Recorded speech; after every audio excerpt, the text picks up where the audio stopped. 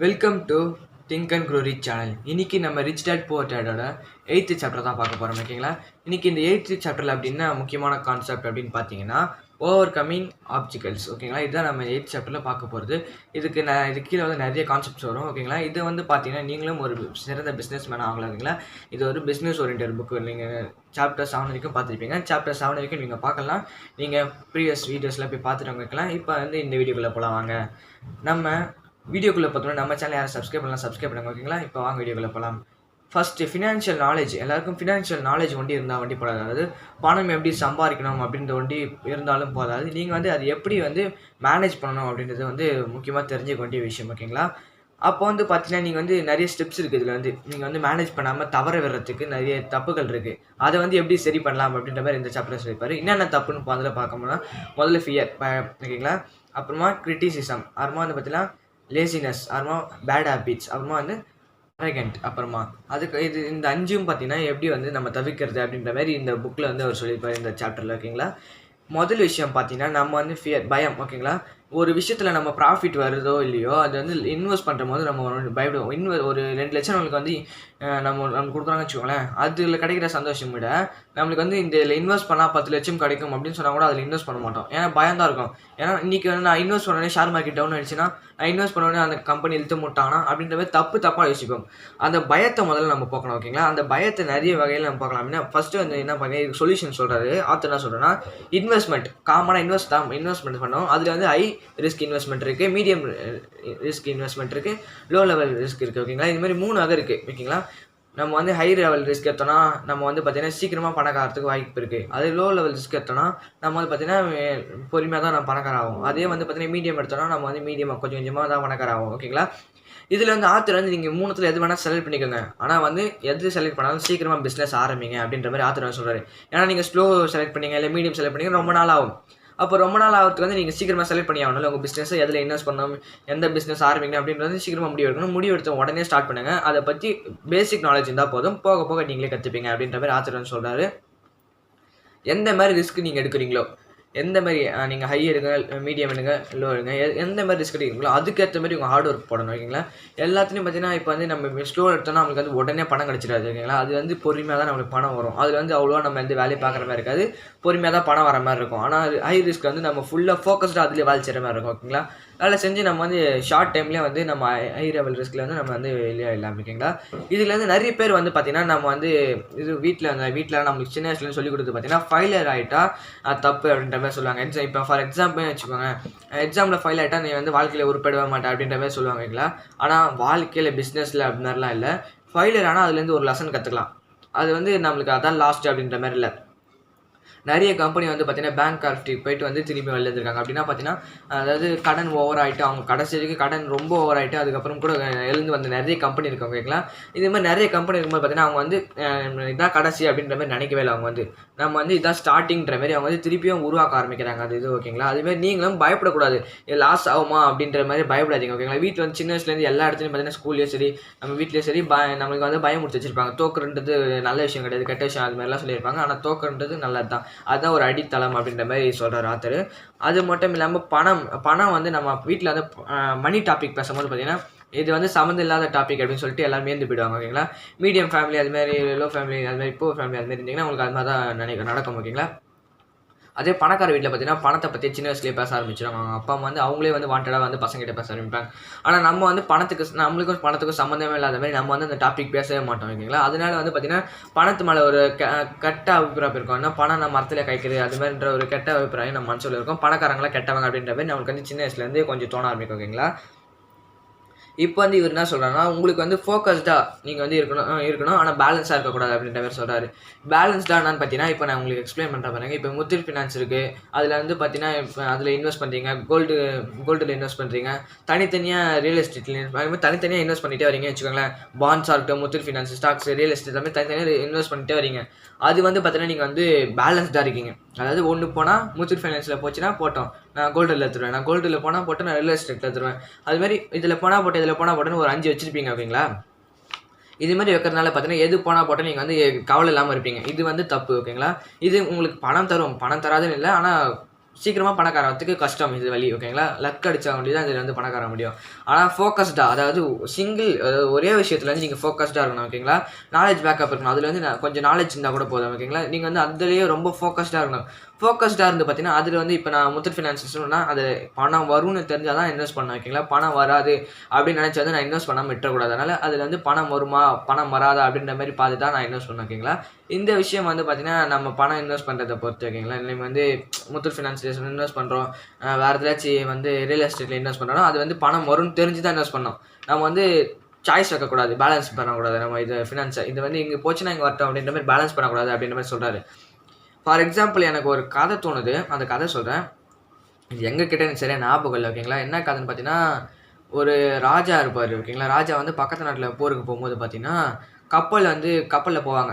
பக்கத்து நாட்டுக்கு போகும்போது கப்பலில் போவாங்க. போருக்கு போகும்போது இவங்க வந்து 5000 பேரும், அங்கே 5000 விட அதிகமாக பேர் இருக்காங்க. ஓகேங்களா, அப்போ வந்து பார்த்தீங்கன்னா 25,000 பேர் சம்திங் நினைக்கிறேன். அப்போ வந்து பார்த்தீங்கன்னா அவ்வளோ பேர் இருக்காங்க. அப்போ வந்து பார்த்தீங்கன்னா இவங்க வந்து என்ன பண்ணுறாங்க, அந்த ராஜா வந்து கப்பல் மொத்தம் எரிக்க சொல்கிறார். கப்பலையும் மொத்தம் எரிச்சிட்டாங்க. மன்னர் சொன்னால் செஞ்சு தானே ஆகணும், எல்லாத்தையும் எரிச்சிட்டாங்க. அப்போ வந்து அந்த போருக்கு வந்தாங்க பார்த்தீங்களா, அவங்களாம் கேட்க ஆரம்பிக்கிறாங்க, ஏன் மன்னர் கப்பல் எரிச்சிட்டாங்க, நம்ம எப்படி திரும்பி போகிறது அப்படின்ற மாதிரி கேட்குறாங்க. அப்போ வந்து பார்த்தீங்கன்னா நம்மகிட்ட கப்பல் இல்லை, அவங்ககிட்ட தான் கப்பல் இருக்குது. அவங்கள தோக்கடிச்சா தான் அவங்க கப்பல் நம்மளுக்கு கை கிடைக்கும். ஓகேங்களா, அப்போ வந்து அவங்கள தோக்கடிச்சு தான் நம்ம வீட்டுக்கு போகணும். அப்படி நம்மளால் அவங்க தோக்கடிக்கணும்னா இங்கேயே செத்துடலாம் அப்படின்ற மாதிரி சொல்கிறாரு. எல்லாருக்கும் பார்த்தீங்கன்னா உயிர் மேலே பயம் வந்து பார்த்தீங்கன்னா அங்கேருந்து தப்பிச்சு போயிடறாங்க. அதே வந்து அவங்களுக்கு வந்து ரெடி பண்ணி வச்சுருந்தாங்க, பேக்கப்க்கு ரெடி பண்ணி வச்சுருந்தாங்க. நம்ம தோற்றுனா திரும்பி ஓடி போயிடலாம், அதுக்கு வந்து கப்பலை ரெடியாக வைங்க அப்படின்ற மாதிரி சொல்லியிருந்தாங்கன்னா எல்லாரும் வந்து ஓடி போகிறது தான் நினைப்பாங்க. ஓகேங்களா, யாரும் வந்து போர் வந்து ஜெயிக்கணும் அப்படின்னு நினைக்க மாட்டாங்க. ஆனால் வந்து பார்த்தீங்கன்னா இவங்க வந்து திரும்பி போகிறது வேறு வழியே இல்லை அப்படின்னும் போது பார்த்தீங்கன்னா அதிலே ஃபோக்கஸ்டாக இருப்பாங்க. அதே மாதிரி நீங்களும் உங்கள் வாழ்க்கையில் ஃபோக்கஸ்டாக ஏதாச்சும் ஒரு இன்வெஸ்ட்மெண்ட் பண்ணுறீங்கன்னா ஃபோக்கஸ்டாக இருந்தீங்கன்னா உங்களுக்கு கொஞ்சம் ஈஸியாக இருக்கும். இது வந்து வாரன் பஃபெட் எப்படி சொல்கிறான்னு பார்த்தீங்கன்னா, அவர் வந்து இந்த புக்கில் எப்படி சொல்கிறாருன்னா, அவர் வந்து எக்ஸ் வந்து நிறைய எக்ஸ் வந்து ஒரே பேஸ்கெட்டில் வைக்காதீங்க அப்படின்ற மாதிரி சொல்கிறாரு. ஓகேங்களா, நிறைய வந்து நம்ம பேலன்ஸ் பண்ணாது வைக்கக்கூடாது ஒரே இதில் அப்படின்ற மாதிரி சொல்கிறாரு. இந்த புக்கோட author rich dad poor dad author வந்து என்ன சொல்கிறாருன்னா, நீங்கள் வந்து நிறைய முட்டை இங்கே வைக்க வேணாம், ஆனால் கொஞ்சம் முட்டைகள் வைக்கலாம் அப்படின்ற மாதிரி சொல்கிறார். ஒரு பேஸ்கெட்டில் ஒரு 2-3 முட்டை வைக்கலாம், நீங்கள் வந்து நிறைய முட்டை வைக்க வேணாம் அப்படின்ற மாதிரி சொல்கிறாரு. ஓகேங்களா, முட்டைன்றது உங்களுக்கு தெரியாது, அதாவது இன்வெஸ்ட் பண்ணுறது நிறைய இடத்துல இன்வெஸ்ட் பண்ணுறது கொஞ்சம் பேலன்ஸாக இருக்கலாம், ரொம்ப பேலன்ஸாக இருக்காதிங்க, 5-6 இடத்துல இன்வெஸ்ட் பண்ணி வச்சிடாதீங்க அப்படின்ற மாதிரி சொல்கிறாரு. ஒன்றுத்துலேயே ஃபோக்கஸ்டாக இருங்க அப்படின்ற மாதிரி சொல்கிறாரு. அடுத்தது வந்து பார்த்தீங்கன்னா கைனிசம் நம்ம ரெண்டாவது பார்த்துட்டு கைனிசம். இது வந்து பார்த்தீங்கன்னா செல்ஃப் டவுட் அண்ட் ஃபியர். இதுதான் நம்ம இதில் வந்து மென்ஷன் பண்ணிக்கிற ஆத்தர் வந்து பார்த்தீங்கன்னா, நம்மளுக்கு வந்து செல்ஃப் டவுட் இருக்கும், நம்ம வந்து பயமும் இருக்கும், நம்ம செல்ஃப் டவுட்டும் இருக்கும். ஓகேங்களா, இது பண்ணால் நம்ம தோற்றுறோமா, அதை பண்ணால் நம்ம தோற்றுறோம் அப்படின்ற மாதிரி நம்மளுக்கு வந்து ஒரு பயம் இருக்கும், மனசுக்குள்ளேயே பயம் இருக்கும். அதனாலே வந்து பார்த்தீங்கன்னா நம்ம பணக்காரங்களாக மாட்டோம். அந்த பயத்தினாலே நம்ம வந்து பணக்கார ஆக மாட்டோம். எந்த விஷயத்தாலும் நம்ம பயந்துகிட்டே இருப்போம். அதனாலே வந்து பார்த்தீங்கன்னா நம்ம பணக்காராவது ரொம்ப கஷ்டம். ஃபார் எக்ஸாம்பிள் என்ன சொல்கிறாங்கன்னா, ஃபைண்ட் வாட் அதர்ஸ் மிஸ். ஓகேங்களா, அடுத்தவங்க மிஸ் பண்ண வாய்ப்பை நீங்கள் பயன்படுத்திக்க தெரிஞ்சுக்கணும் அப்படின்றாரு. அது மட்டும் இல்லாமல் அனலைஸ் பண்ணுங்கள். ஓகேங்களா, லேர்ன் பண்ணுங்கள். அந்த விஷயத்தை தெரியலனா அனலைஸ் பண்ணுங்கள், அதை லேர்ன் பண்ணுங்கள், அதில் ஒரு தடவை ட்ரை பண்ணி பாருங்கள். ஓகேங்களா, பெரிய அமௌண்ட்லாம் தேவையில்ல, ஒரு சின்ன அமௌண்ட்டு இன்வெஸ்ட் பண்ணி ட்ரை பண்ணி பாருங்கள் அப்படின்ற மாதிரி அவர் வந்து சொல்கிறாரு. அது மட்டும் இல்லாமல் பைஸ் இது வந்து பார்த்தீங்கன்னா நம்மளுக்கு வந்து லேசினஸ். அடுத்தது வந்து பார்த்தீங்கன்னா லேசினஸ். இதில் வந்து என்ன சொல்கிறாங்கன்னா, நம்மளுக்கு வந்து லேசினஸில் வந்து பார்த்தீங்கன்னா நம்ம வந்து பிஸின்னு சொல்லிட்டு நம்ம என்ன பண்ணணும், மூணாவது நம்ம லேசினஸ் பார்க்குறோம். இப்போ மூணாவதுல பிஸி நம்ம சொல்லிட்டு வந்து ஆஃபீஸில் ஒர்க் போவோம், உனக்காக தான் ஒர்க் பண்ணுறேன் ஃபேமிலிக்காக தான் ஒர்க் பண்ணுறேன்னு சொல்லிட்டு நீங்கள் வந்து ஃபேமிலிக்கிட்ட சொல்லிட்டு பிஸி வீட்டை வந்து நிலமையை பார்க்க முடியாது, ஒரு ஃபங்க்ஷனாக போக முடியாது, இந்தமாதிரி நம்ம வீட்லேயே நம்ம குழந்தை பிறந்த நாளைக்கு கூட வர முடியல அப்படின்னு பிஸி நம்ம சுற்றிட்டு இருப்போம். பார்த்தீங்கன்னா அது வந்து நீங்கள் தான் ஒரு சோம்பேறி அப்படின்ற மாதிரி ஆத்தர் வந்து நீங்கள் மென்ஷன் பண்ணியிருக்காரு. ஏன்னு பார்த்தீங்கன்னா உங்கள் வந்து ரியல் லைஃப்பில் என்ன நடக்குது அப்படின்னு உங்களுக்கு தெரியாது சுத்தமாக. நீங்கள் வந்து ஆர்வம் காட்டுவீங்க, அதில் போய் பண்ணணும் அப்படின்ற மாதிரி யோசிக்க தோணும். ஆனால் வந்து பார்த்தீங்கன்னா நான் வேலையில் பிஸி அப்படின்ற மாதிரி நீங்களே உங்களை கண்ட்ரோல் பண்ணிப்பீங்க. இதுதான் தப்பு. இதனால் வந்து பார்த்தீங்கன்னா உங்கள் குடும்பங்கள் பெருகிறதுக்கு வாய்ப்பு இருக்குது அப்படின்ற மாதிரி வந்து ஆத்தர் சொல்கிறாரு. அதனால் குடும்பத்தையும் கொஞ்சம் கவனிக்கணும் அப்படின்ற மாதிரி ஆத்தர் கொஞ்சம் மென்ஷன் பண்ணுறாரு.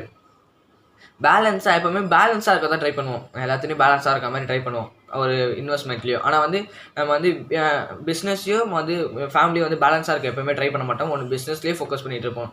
அது வந்து கொஞ்சம் தப்பு அப்படின்ற மாதிரி இவர் வந்து சொல்கிறாரு. இருக்குங்களா, இப்போ வந்து பார்த்தீங்கன்னா பேராசைப்படலாம், ஆனால் கொஞ்சம் பேராசைப்படணும், ரொம்ப பேராசைப்படக்கூடாது அப்படின்ற மாதிரி சொல்கிறேன். ஏன் இங்கே பேராசை மென்ஷன் பண்ணியிருக்காருன்னா, நிறைய பேர் சொல்லுவாங்க நீ உனக்கு கொண்டு தான் யோசிப்பேன், உனக்கு ஃபேமிலி கொண்டு தான் யோசிப்பேன் அது மாதிரி சொல்லுவாங்க.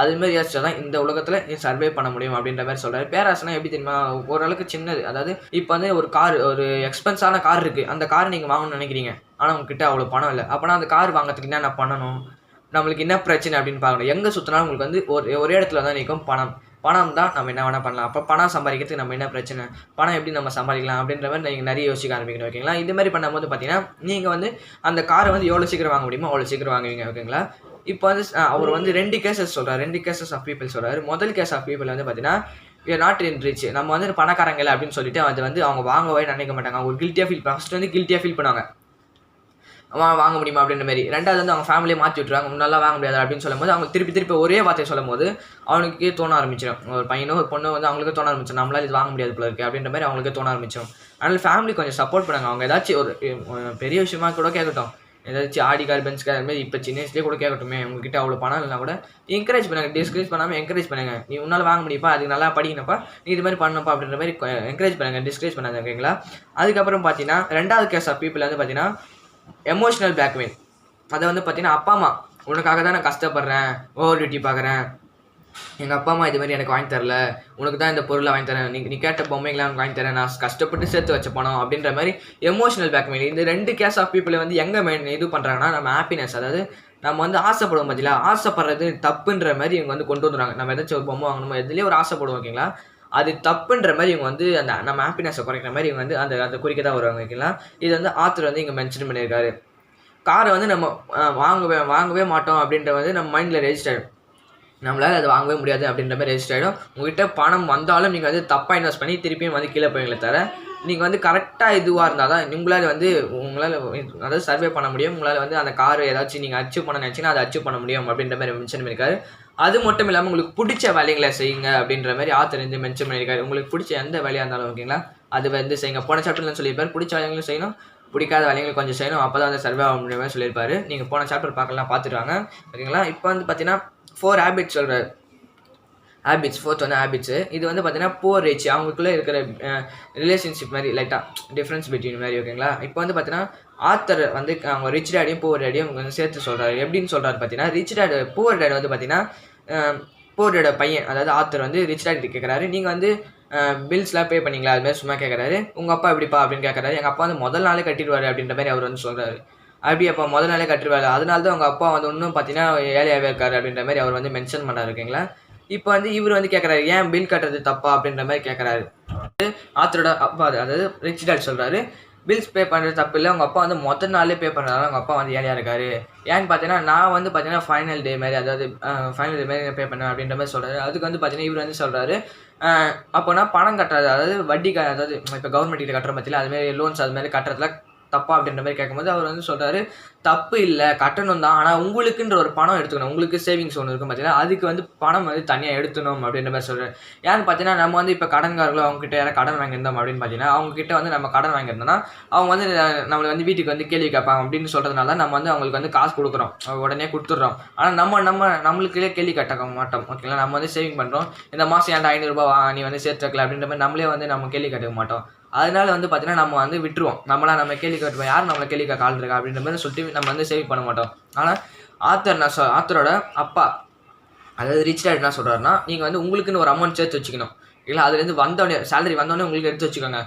அப்போ அப்படி இவர் கேட்குறாரு, அப்போ வந்து நான் சேலரி வந்து எடுத்து வச்சுட்டேன், அப்போ வட்டிக்காரங்களாம் நான் என்ன பணம் கொடுக்குறது அப்படின்னு கேட்கும்போது, அப்போ ஓவர் டைம் ஒர்க் பண்ணு, இப்போ வந்து அவங்க கேள்வி கேட்காம பையன் இருக்குல்ல, அப்போனா ஓவர் டைம் ஒர்க் பண்ணு அப்படின்ற மாதிரி ஆத்தர் வந்து சொல்கிறாரு. அப்போ தான் ஓவர் டைம் ஒர்க் பண்ணால் தான் உனக்கு வந்து கொஞ்சம், அதாவது உனக்கு வந்து சமாளிக்க முடியும், நீங்கள் வந்து சேவ் பண்ண முடியும். யார் அதிகமாக சம்பாதிக்கிறாங்க பெரிய விஷயம் இல்லை, யார் அதிகமாக சேவ் பண்ணுறாங்க அப்படின்றது அவங்க தான் வந்து சீக்கிரமாக பணக்காரங்க ஆவாங்க அப்படின்ற மாதிரி ஆத்தர் வந்து சொல்கிறாரு. இது அப்போ தான் உன்னோட அசெட் வந்து உனக்கு ரொம்ப இம்பார்ட்டண்ட்டாக தெரியும் ஓகேங்களா. அசெட் வந்து நம்மளுக்கு வந்து சேவிங்கிறது வந்து ஒரு அசெட் மாதிரி தானே, அது வந்து இம்பார்ட்டண்ட்டாக தெரியும். பின்னாடி திரும்பி பார்த்தீங்கன்னா சேவ் பண்ணது வந்து பார்த்தீங்கன்னா ஒரு மிகப்பெரிய அமௌண்ட்டாக இருக்கும், ஒரு நாள் இல்லை ஒரு நாள். 5ஆவதாக பாருங்கன்னா அரகன்ஸ். இது வந்து பார்த்தீங்கன்னா என்ன அப்படின்னு பார்த்தீங்கன்னா, எனக்கு எல்லாம் தெரியும், நீ எதுன்னு சொல்ல தேவை அது மாதிரி. ஃபார் எக்ஸாம்பிள் உங்களுக்கு சொல்லணும்னா, முத்தூட் ஃபினான்ஸில் இன்வெஸ்ட் பண்ணப்பா அப்படின்னு உங்கள் ஃப்ரெண்டுக்கிட்ட சொன்னால் அவர் வந்து என்ன சொல்லுவார், எனக்கு அதெல்லாம் இன்வெஸ்ட் பண்ண தேவையில்ல, எனக்கு எல்லாம் தெரியும், அதில் தான் இன்வெஸ்ட் பண்ணி நான் பணம் சம்பாதிக்க போகிறேன், நான் அதில் இன்வெஸ்ட் பண்ணி தான் பணக்காரனாக ஆக போகிறேன் அப்படின்ற மாதிரி கேட்பாங்க. ஏன்னு பார்த்தீங்கன்னா அவங்களுக்கு வந்து முத்தூட் ஃபைனான்ஸில் இன்வெஸ்ட் பண்ண தெரியாதனால அவங்க வந்து சமாளிப்பாங்க, அது எப்படி இன்வெஸ்ட் பண்ணணும், அது எப்படி அது ரூல்ஸ் அண்ட் ரெகுலேஷன்லாம் அவங்களுக்கு எதுவுமே தெரியாது, அதை பற்றி ஒரு பேசிக் நாலேஜ் கூட இருக்காது. அதனால் வந்து பார்த்தீங்கன்னா அவங்க வந்து சமாளிப்பாங்க. இந்தமாரி வந்து அதை வச்சு தான் நான் பணம் சம்பாதிக்கணுமா, அது இல்லைன்னா என்னால் வாழ்க்கையை ஓட்டவே முடியாதா அப்படின்ற மாதிரி அவங்க வந்து கேட்பாங்க. அவங்க ஈகோ வந்து தடுக்கும், அவங்க வந்து உண்மையை சொல்கிறதுக்கு, எனக்கு தெரியாது அப்படின்றது வந்து உண்மையை சொல்கிறதுக்கு வந்து அவங்க ஈகோ தடுக்கும். இதனாலே வந்து பார்த்தீங்கன்னா அவங்க லைஃப்பில் வந்து பாதி சந்தோஷத்தும் பாதி வந்து பிஸ்னஸ்லேயே ஓரியன்டாக வந்து அவங்க இழப்பாங்க. ஒரு விஷயம் தெரியலனா அதை கற்றுக்கணும். அது கற்றுக்கிட்டு அந்த முத்தூட் ஃபைனான்ஸ் இப்போ தெரியலனா அது வந்து நான் போய் கற்றுக்கிட்டு அதில் வந்து இன்வெஸ்ட் பண்ணணும் அப்படின்ற மாதிரி ஆத்தர் சொல்கிறாரு. அப்போ தான் அப்படி தெரியலனா உங்களுக்கு யார்கிட்ட கேளுங்க. இப்போ யூடியூப்லேயே வந்துருச்சு. நிறைய பேர் வந்து முத்தூட் ஃபைனான்ஸ் பற்றி தெரியலனா நீங்கள் யூடியூப்லேயே டைப் பண்ணால் யூடியூப்லேயே வரும். அப்படிலாம் ஏதாவது புக் படிங்க. முத்தூட் ஃபைனான்ஸ் புக் ஏதாவது படிங்க. இந்த மாதிரி நிறைய விஷயங்கள் வந்து முத்தூட் ஃபைனான்ஸை பற்றி தெரிஞ்சுக்கோங்க அப்படின்ற மாதிரி சொல்கிறாரு. ஆத்தர் கடைசியாக கன்க்ளூட் பண்ணுறது வந்து பார்த்தீங்கன்னா பேலன்ஸ்டாக இருக்காதீங்க. அதாவது ஃபோக்கஸ்டாக இருங்க. ஒரே விஷயத்தில் வந்து ஃபோக்கஸ்டாக இருங்க. அப்போ தான் வந்து உங்களால் வந்து அதில் சீக்கிரமாக முடிக்க முடியும் அப்படின்ற மாதிரி ஆத்தர் சொல்கிறார். அப்போ தான் ரிச் ஆக முடியும் அப்படின்ற மாதிரி சொல்கிறாரு. நம்ம சேனலை சப்ஸ்கிரைப் பண்ணலாம். சப்ஸ்கிரைப் பண்ணுங்கள். மறக்காமல் பக்கத்தில் இருக்க வெள்ளைக்கிழங்கு அப்போ தான் சாப்டர் என்ன நீங்கள் பார்க்க முடியும். ஓகேங்களா? அடுத்தடுத்த வீடியோஸும் வந்துகிட்டே இருக்கும். ஓகேங்களா?